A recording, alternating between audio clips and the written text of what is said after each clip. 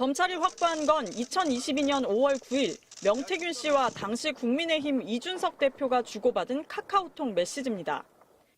이날 새벽 이 대표가 윤석열 대통령이 김영선 경선하라고 한다던데 라고 보내자 명 씨가 당선인이 그런 말 한 적 없다고 답했습니다. 두 사람 사이에서 공천관리위원회 소속 의원이나 김건희 여사 등에게 확인해 봐야 하는 것 아니냐는 대화가 오갔습니다.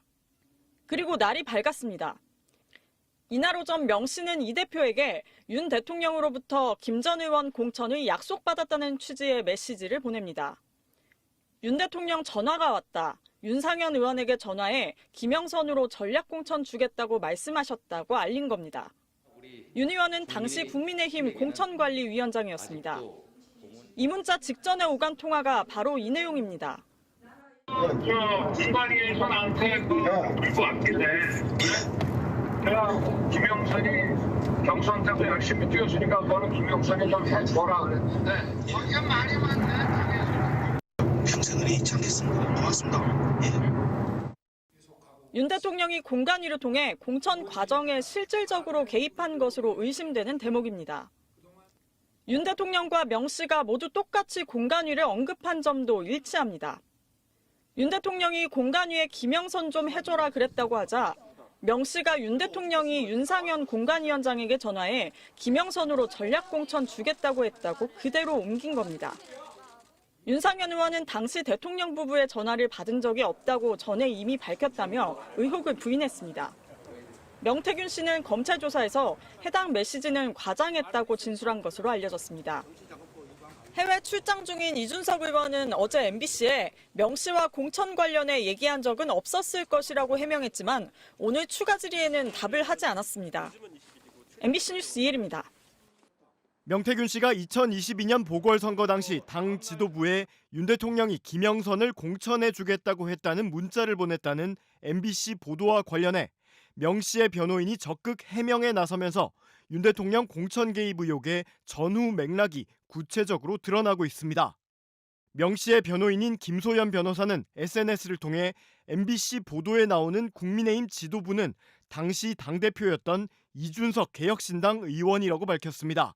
그러면서 공천 발표 전날 새벽 이 의원이 먼저 명 씨에게 윤이 김영선 경선하라고 한다던데 라는 취지의 문자를 보냈기 때문에 명 씨가 당일 오전 대통령과 통화를 해 확인하게 된 것이라고 주장했습니다. 그리고 당시 통화가 바로 민주당이 폭로한 윤 대통령이 육성으로 김영선 좀 해주라고 그랬다고 말하는 통화 녹음이었다는 겁니다. 김 변호사는 이어 다음 날 오전 9시쯤 공천 결과 발표 예정이라 이미 시간상 경선은 불가능했는데 이 의원은 명 씨에게 왜 저런 메시지를 보냈는지 의문이라고 말했습니다. 이 의원 본인이 당대표여서 가장 빨리 공천 결과를 알 수 있었는데 굳이 하루 전 새벽에 메시지를 보내 명 씨가 대통령에게 연락을 하게 하고 녹음까지 하게 만들었다. 이준석이 악의 축이라는 주장까지 했습니다.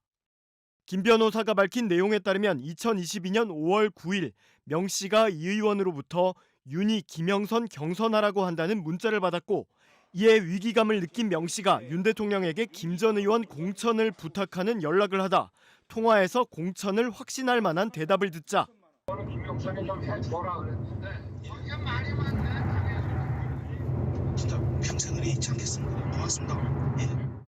다시 이 의원에게 연락해 윤 대통령 전화가 왔다며 김영선을 전략공천 주겠다고 말씀하셨다고 자신이 확인한 내용을 알렸다는 겁니다. 같은 날 명 씨는 김 전 의원의 선거를 돕던 강혜경 씨에게도 이와 상통하는 언급도 했습니다. 사모하고 전화해가 대통령 전화해갖고 대통령 나는 김영선 했는데 이랬대. 그래 윤상이 끝났어. 이로써 윤 대통령 육성에 담긴 김영선 해줘라의 전후 맥락이 사실상 거의 대부분 드러난 셈입니다.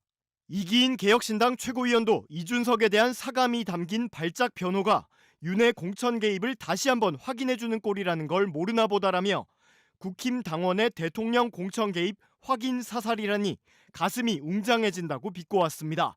그러나 명 씨 측은 누구나 추천할 수 있다며 사실관계 자체는 인정하면서도 문제될 게 없다고 주장했고 윤 대통령 역시 공천 얘기를 했더라도 대통령이 말한다고 되는 것도 아니라며 명 씨 주장처럼 문제가 없다고 해명했습니다. 김영선 전 의원은 지난 21대 총선에서 경남 창원 진해에 출마하려다 당내 경선에서 탈락했습니다. 2년 뒤 보궐선거가 치러졌는데 갑자기 경남 창원 의창으로 지역을 옮겨 출사표를 던집니다. 이 시기 명태균 씨는 주변에 여사님의 선물이라는 말을 합니다.